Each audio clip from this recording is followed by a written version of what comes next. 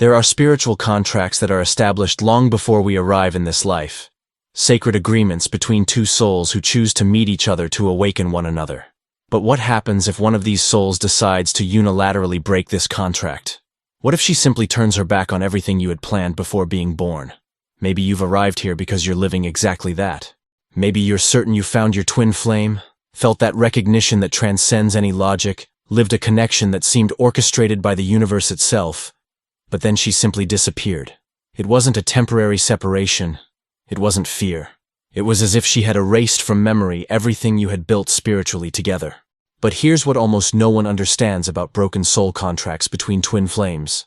When this happens, it's not just the circumstances of your life that change. The very fabric of reality around you begins to reorganize itself in ways you can't yet comprehend. When a twin flame breaks the soul contract, 5 specific things begin to happen in your life. So watch until the end, because the last one is so extraordinary that it can completely transform your understanding of destiny, free will, and life purpose. And if you've reached this point in your spiritual journey, hit subscribe if you haven't already, because what you're about to discover will forever change how you perceive soul connections. A soul contract isn't a romantic agreement between two people destined to live happily ever after. It's something far more complex and challenging. It's when two souls agree, before incarnating, to meet in this life to mutually catalyze specific individuation processes. They literally sign a spiritual agreement to be mirrors for each other, to awaken aspects of consciousness that can only be activated through this specific connection. Jung discovered through his synchronicity studies that certain human connections operate beyond normal causal laws. They're organized by the principle of a causal connection, where seemingly independent events connect through meaning, not cause and effect. When two twin flames meet and recognize the soul contract between them, they activate a series of synchronicities that literally rewrite their realities. But here's what's crucial to understand. The bond between twin flames is eternal, doesn't dissolve with time or human choices, because it's anchored in soul energy and the divine plan. And separation in this case is an awakening catalyst, a means by which the soul is led to healing, surrender, and self-knowledge. When Jung spoke about the individuation process, he insisted that life's most transformative experiences come disguised as the greatest losses. And a soul contract often includes clauses that, if you could read them before being born, might make you reconsider signing. It includes periods of brutal separation, devastating rejection, seemingly inexplicable abandonment. All of this is part of the original agreement. But what if one of the twin flames decides, in the middle of life, that she no longer wants to fulfill this contract? What if she develops so much resistance to the growth process that she'd rather break the spiritual agreement than continue evolving? Jung discovered that this isn't just possible, but happens more frequently than we imagine. And when it happens, the consequences are far more dramatic than a simple breakup. Because when you break a soul contract, you're not just abandoning a person. You're refusing your own evolutionary destiny. You're saying no to the plan your own soul drew up before incarnating. And the universe doesn't ignore this type of decision. Carl Jung himself experienced something similar when he definitively broke with Freud. It wasn't just the end of an intellectual partnership. Jung later recognized that a soul contract existed between them, where Freud was supposed to be the mentor who would introduce him to the mysteries of the psyche, and Jung was supposed to be the disciple who would expand those teachings beyond Freudian limitations. When Freud refused to accept Jung's discoveries about spirituality and the collective unconscious, he broke the contract, and the consequences manifested immediately in both their lives. Jung plunged into what he called the confrontation with the unconscious, a period where he nearly went mad exploring the depths of his own psyche. Freud, on the other hand, became increasingly rigid in his theories, refusing to evolve beyond the foundations he had established. One grew exponentially through the crisis, the other stagnated by choice. That's the fundamental difference between someone who fulfills the contract even when it's painful, and someone who breaks the contract to avoid pain. One transforms, the other crystallizes. One expands consciousness, the other limits it. One accepts evolutionary destiny, the other rejects it. And when your twin flame breaks the soul contract between you, 5 specific phenomena begin to manifest in your reality. Phenomena that Jung documented extensively, and that reveal how the universe responds when spiritual agreements are violated unilaterally. The first thing that happens when a twin flame breaks the soul contract is that you enter what Jung would call a state of archetypal orphanhood. It's a very specific sensation that goes far beyond the common pain of a breakup. It's as if a fundamental part of your cosmic identity had been amputated. You don't just feel like you lost a special person. You feel like you lost a part of yourself that existed before you even met each other. Jung understood that when two souls make a contract before incarnation, they literally become complementary parts of the same spiritual unit.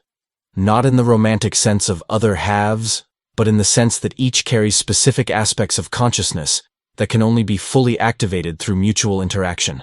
It's as if they were two keys that, together, open a specific door of reality. When one of these souls breaks the contract, you're left with your key, but without the lock to use it. You feel within yourself enormous potentials that were awakened by twin flame recognition, but that now have no way to fully manifest. It's like having access to only half of a spiritual genetic code. This archetypal orphanhood manifests in very specific ways. You might wake up with a sense of existential emptiness that no activity can fill. You might feel you're living a life that isn't completely yours, as if you were playing a role in a play where the other lead actor quit in the middle of the performance. You know you have something important to do in this world, but can't identify exactly what, because it depended on the other person to give complete form to this mission. Archetypal orphanhood also manifests through constant cosmic nostalgia. It's not longing for the person specifically, though that also exists. It's longing for a state of being you experienced when you were together, a way of existing that seemed more real, more authentic, more aligned with who you truly are. It's as if you had briefly tasted paradise, and now had to live knowing it exists, but without access to it. Jung observed that people in archetypal orphanhood frequently develop a kind of painful clairvoyance. They begin to perceive with unusual precision when other people are also experiencing soul contracts, when they're in superficial relationships versus deep connections, when they're being authentic versus playing roles. It's as if losing your own authentic connection sharpened your ability to recognize authenticity or falseness in others. This amplified perception can be both a gift and a curse. On one hand, you develop wisdom about human relationships that few possess. On the other, it can become extremely difficult to settle for superficial or conventional connections. You know what's possible in terms of intimacy and mutual recognition, and everything below that seems bland, artificial, inadequate. During this first phase, it's common for you to question your own sanity. You might begin doubting whether a soul contract really existed, whether it wasn't all imagination, whether you weren't romanticizing a connection that was ordinary. But Jung warned that this doubt is part of the process. When something truly transcendent is lost, the rational mind tries to minimize the loss to make it more bearable. It's crucial to understand that archetypal orphanhood isn't pathological. It's a natural and healthy response to the violation of a fundamental spiritual agreement. Your soul is mourning not just the loss of the person, but the interruption of an evolutionary plan that had been carefully established before incarnation. It's grief for a future that should have existed, but was unilaterally cancelled. The second manifestation is even more bewildering. You begin experiencing what Jung would call temporal interference in your life timeline. It's as if breaking the contract created cracks in the structure of your personal destiny, causing events that should have happened in a specific way to begin manifesting fragmentedly and out of sequence. Jung extensively studied the phenomenon of synchronicity and discovered that when two souls operate within an active spiritual contract, their lives unfold following precise synchronistic patterns. Seemingly independent events coordinate almost miraculously to create opportunities for encounter, growth, and mutual fulfillment. It's as if the universe actively conspired to keep both souls on the path of contract fulfillment. But when one soul breaks the contract, this cosmic coordination collapses. You might begin experiencing strange coincidences that seem to want to lead you toward the person who abandoned you, but they always arrive late, always at the wrong time. It's as if the universe were still trying to fulfill the original contract, but without cooperation from the other party, its attempts become misaligned and often painful. For example, you might receive information about her exactly when you were starting to move forward. You might run into mutual friends at moments when your wound was beginning to heal. You might dream about her with unusual intensity, just when you thought you'd overcome the connection. These aren't signs you should be together. They're fragments of broken synchronicity, trying to manifest even when there's no longer receptivity from the other side. Temporal interference also manifests through a constant feeling of living in the wrong time. You might feel your life is happening out of rhythm, that you're ahead or behind compared to what you should be living. This happens because the soul contract included a specific chronology of events and growth. And when it's broken, you continue operating internally according to this chronology. But externally, it no longer materializes. You might find yourself unconsciously preparing for developments that never come, or being caught off guard by changes you should be prepared for if the contract were being fulfilled. It's like dancing a complex choreography, but your dance partner left the stage in the middle of the performance, leaving you executing movements that only make sense in partnership. Jung observed that these temporal interferences can last years after contract breakage. It's as if the energy field around your life took time to completely reorganize for the new reality of a soul operating independently, instead of in contractual partnership. During this reorganization period, you might experience a series of relationships or opportunities that come close to what should have been, but are never exactly right. This experience can be profoundly disorienting. You might begin questioning your perception ability, your intuition, your understanding of how life works. But there's nothing wrong with you. You're simply navigating the consequences of an event that transcends normal rules of cause and effect. It's during these temporal interferences that many people develop what Jung would call trans-temporal perspective. They begin perceiving that multiple dimensions of time operate simultaneously. The chronological time of clocks and calendars, the psychological time of emotions and memories, and the spiritual time of soul contracts and evolutionary purposes. Breaking the contract forces you to develop awareness of how these different types of time interact and sometimes conflict. The third consequence is perhaps the most mysterious and disturbing. You develop what Jung would describe as spectral perception of the absent soul. It's as if, even after conscious contract breakage, part of the other person's soul remained energetically connected to you. But now, as a ghostly presence, you can feel but cannot reach. Jung extensively studied projection and transference phenomena, but discovered that soul contracts create a different type of psychic link. When two souls make an agreement before incarnation, they literally interweave aspects of their energy fields. During earthly life, when the contract is being fulfilled, this connection facilitates telepathic communication, synchronicity, instant mutual recognition. But when one soul breaks the contract, this connection doesn't completely dissolve. It transforms into something Jung would call a shared autonomous complex. Spectral perception manifests in several bewildering ways. You might wake up with the clear feeling she was present during the night, even knowing rationally it's impossible. You might feel her emotions as if they were yours, especially during crisis moments or important decisions in her life. You might have sudden insights about situations she's facing, information arriving through channels that transcend the 5 physical senses. This perception isn't imagination or magical thinking. Jung documented cases where people maintained precise psychic connections with former broken soul contracts. It's as if the part of her soul that had intertwined with yours continued transmitting information, but now without conscious mediation from her personality. You access fragments of her experience, but in a fragmented and often confusing way. The most disturbing aspect of this spectral perception is that you can feel when she's trying to suppress or deny the original connection between you. It's as if you could perceive the conscious effort she makes to erase from memory everything you lived together, to convince herself it wasn't special, to move forward as if you never had a soul contract. And feeling this denial is like watching someone commit spiritual suicide in slow motion. Jung understood that when a soul consciously breaks an assumed contract, she needs to repress fundamental aspects of herself to maintain that decision. She needs to close parts of her own consciousness, diminish her spiritual perception capacity, convince herself that transcendent connections are childish fantasies. And you, through spectral perception, can feel this diminishment happening in real time. This perception can become a constant source of suffering, because you witness the spiritual impoverishment of someone you love, but can't do anything to prevent it. It's like watching someone methodically destroy their own capacity to experience the sacred, to recognize synchronicities, to connect with deeper dimensions of existence.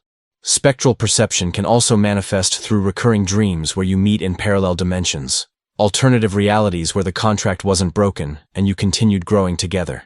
These dreams have a different quality from ordinary dreams. They seem like visits to possibilities that really existed before contract breakage, as if your soul still had access to the original blueprints of reality you should have built together. Jung would say these dreams are attempts by the collective unconscious to keep alive the memory of the original plan, even when one party consciously gave up fulfilling it. It's as if there existed a cosmic library where all soul contracts remain archived, and you still had reading access to the broken contract file, even without being able to implement it anymore. During this phase, it's important you understand you're not going crazy or clinging to illusions. Spectral perception is a real capacity that develops when deep soul connections are violently severed. You're literally perceiving fragments of energetic reality that continues existing even after contract breakage. The challenge is learning to live with this perception without allowing it to paralyze you or prevent you from moving forward. The fourth manifestation is simultaneously the most painful and liberating. You experience what Jung would call forced acceleration of individuation. When a twin flame breaks the soul contract, the universe doesn't simply cancel the evolutionary process that should happen through partnership. Instead, it forces you to develop individually and accelerated everything you should have developed through mutual interaction. Jung understood individuation as the process by which a person becomes psychologically whole, integrating all conscious and unconscious aspects of personality. Normally, this process unfolds over decades, through gradual experiences, relationships, challenges, and insights that slowly build psychological maturity. But when a soul contract is broken, it's as if the universe said, if you're not going to grow together as planned, then you'll have to grow alone, and it'll have to be fast. Forced acceleration of individuation manifests through a series of simultaneous crises that normally would be distributed over many years. You might find yourself simultaneously questioning your career, your spirituality, your fundamental values, your life choices, your family relationships, your sexual identity, your existential purpose. It's as if all aspects of your personality that needed to evolve were activated at the same time. This simultaneity can be overwhelming. Under normal circumstances, you'd work on one issue at a time, have time to integrate each insight before moving to the next challenge. But in forced acceleration, you need to handle multiple transformations happening in parallel. It's like doing several years of intensive therapy concentrated into a few months. Jung observed that people undergoing forced acceleration of individuation frequently report intense mystical or transpersonal experiences. It's as if the psychological pressure of so much simultaneous growth opened perception channels that normally remained closed. You might begin having profound insights about reality's nature, prophetic dreams, sudden understandings about patterns governing your life, access to information transcending your personal experience. This opening can be simultaneously wonderful and terrifying. On one hand, you're accessing levels of wisdom and understanding most people take a lifetime to develop. On the other, you might feel like you're losing touch with consensual reality, as if you were seeing and understanding things no one around you can see or understand. Forced acceleration also frequently includes what Jung would call intensive confrontation with the shadow. All aspects of yourself you had denied, repressed, or avoided facing suddenly become impossible to ignore. You're forced to recognize your destructive patterns, your unhealed wounds, your defense mechanisms, your unconscious projections. It's like a very bright light being turned on in all dark corners of your psyche simultaneously. This process can be brutally painful. You might discover aspects of yourself you'd prefer never to have known, recognize behaviors that cause suffering to others, accept responsibilities you had avoided assuming. But Jung insisted this shadow confrontation, though painful, is essential for developing an authentic and integrated personality. During forced acceleration, you might also experience what Jung called enantiodromia, the transformation of something into its opposite. Characteristics of your personality that were always stable suddenly reverse. If you were always a very controlled person, you might become too spontaneous. If you were always very emotional, you might become rationally cold. If you were always dependent in relationships, you might become almost incapable of intimacy. These reversals aren't pathological. They're attempts by the psyche to find new balance after the trauma of having a fundamental life plan abruptly cancelled. It's as if your soul were experimenting with different ways of being to discover who you really are when no longer defined by a partnership contract. The most challenging aspect of forced acceleration is that you need to go through all this essentially alone. The person who should be by your side, supporting and sharing this growth process, chose to break the contract and withdraw. You need to develop internal resources that normally would be developed through mutual support. But here's what's extraordinary. People who undergo forced acceleration of individuation frequently emerge from the process with strength, wisdom, and authenticity rarely seen in someone their age. They develop a form of inner completeness, usually only reached after decades of conscious living. It's as if they were forced to mature spiritually and fast forward. Jung would say this is cosmic compensation for the broken contract. You lost the opportunity to grow through partnership as planned, but gained the opportunity to develop a level of self-sufficiency and inner integrity you might never have reached if things had been easy. You become a whole person not through balance with another, but through complete integration of all aspects of yourself. The fifth and most extraordinary consequence is what Jung would recognize as awakening of the oracular function. It's when you develop a form of perception that completely transcends normal temporal and spatial limitations, becoming capable of perceiving patterns, connections, and future possibilities with precision that defies rational explanation. Jung extensively studied people who developed divinatory abilities after deep psychic traumas, and discovered that soul contract breakage is one of the most powerful catalysts for this type of awakening. It's as if the pain of having a spiritual agreement violated forced consciousness to expand to dimensions where these agreements are made and can be directly perceived. The oracular function doesn't manifest as melodramatic supernatural ability. Instead, you develop extraordinarily precise intuition about human patterns, hidden motivations, and probable future developments. You begin perceiving when people are operating within soul contracts versus when they're in superficial relationships. You can identify with unusual precision when someone is about to make decisions that will fundamentally change their life's course. This perception extends especially to other people living or about to live situations similar to yours. It's as if you developed a specific antenna for recognizing souls navigating the complex territories of spiritual contracts, whether they're being fulfilled, tested, or broken. You become capable of offering insights and guidance that seem to come from a wisdom source much broader than your personal experience. The oracular function also manifests through prophetic dreams with unusual quality and precision. These aren't symbolic dreams needing interpretation. They're direct visions of future events, especially those related to other people undergoing spiritual growth journeys. It's as if your soul gained access to a dimension where time is non-linear, and all possible future developments exist simultaneously. Jung observed that people with developed oracular function frequently begin attracting others who are at crucial moments in their spiritual journeys. It's as if they emit a specific frequency that resonates with souls needing guidance, clarity, or confirmation about their own transcendent experiences. You might discover you've become a magnet for people living twin flame connections, soul contracts, mystical experiences, or spiritual crises. This attraction isn't coincidence. Jung understood that when a soul undergoes forced acceleration of individuation, it develops a form of wisdom that can only come from direct experience of humanity's most challenging growth territories. Other souls navigating these same territories unconsciously recognize this wisdom and are drawn to it as a source of guidance and validation. The oracular function also includes amplified perception about karmic patterns governing human relationships. You begin perceiving when people are repeating past life dynamics, when they're fulfilling ancient spiritual agreements, when they're trapped in cycles that need breaking to allow evolution. It's as if you could see invisible layers of meaning behind apparently random dramas of daily life.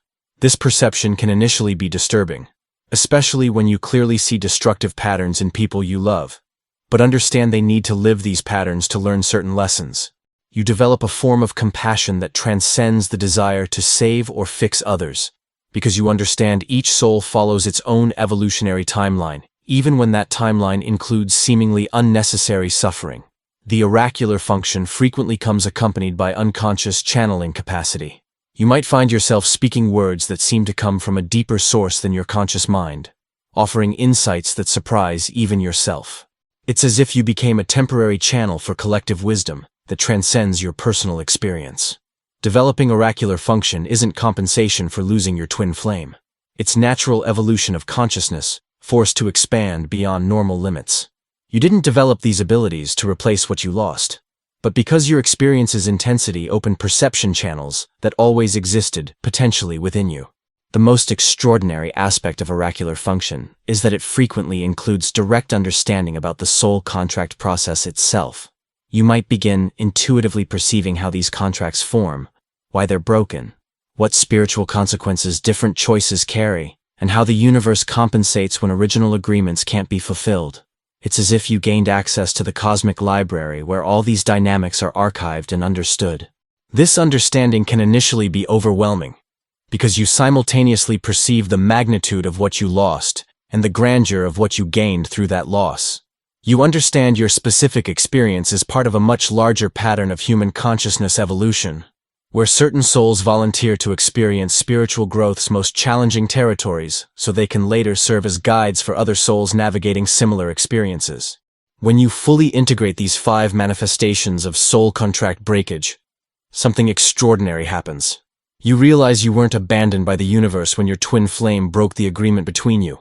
You were promoted to a different level of spiritual existence.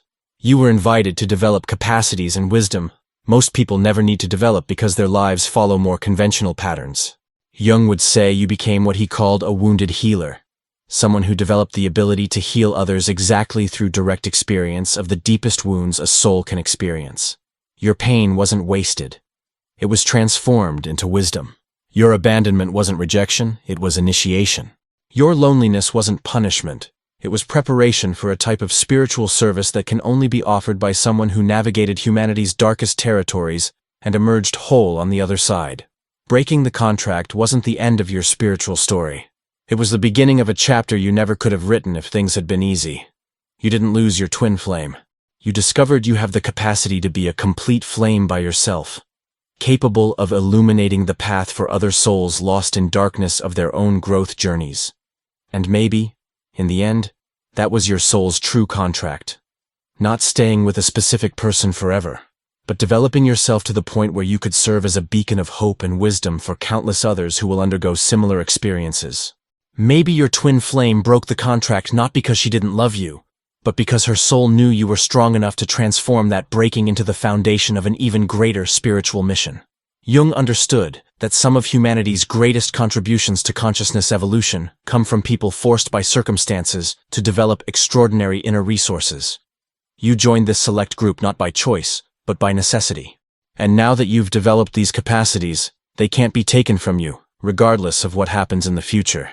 If you recognized your own experience in this video, if you felt I was speaking directly about your journey, then I need to tell you about something that can further accelerate your transformation and help you fully integrate these new capacities you've developed. I created 2 ebooks specifically for people navigating spiritual growth's most challenging territories. The first is 21 Days of Transformation with Carl Jung, a practical guide that will teach you the most powerful techniques Jung developed to transform psychological trauma into spiritual wisdom. For 21 days, you'll work with specific exercises to integrate your shadow, dialogue with your unconscious, and mainly, transform the experience of broken contracts into a source of personal power. The second is Survival Manual for Difficult Days, because I know that even when you understand the spiritual meaning of what you're living, some days are still brutally hard to get through. This manual contains practical strategies, based on depth psychology, to navigate the journey's most challenging moments, especially those moments when you question whether you'll really manage to transform all this pain into wisdom. The links are in this video's first pinned comment. And now I want to know who truly understood the depth of what I shared here. Write in the comments, "I accept my mission," if you recognize that your experience is part of a greater spiritual purpose, that you were chosen to develop specific capacities you can now use to help other people navigating similar journeys. Remember, only 3% of people who experience soul contract breakage manage to transform this experience into integrative wisdom instead of just unresolved trauma. Not because it's impossible, but because most choose to victimize themselves instead of taking responsibility for their own spiritual growth. You got this far because your soul knows you're capable of being part of that 3%. Thank you for having the courage to look directly at human experience's most mysterious and challenging aspects. See you in the next video, where we'll continue exploring the human psyche's deepest territories, according to Carl Jung's wisdom.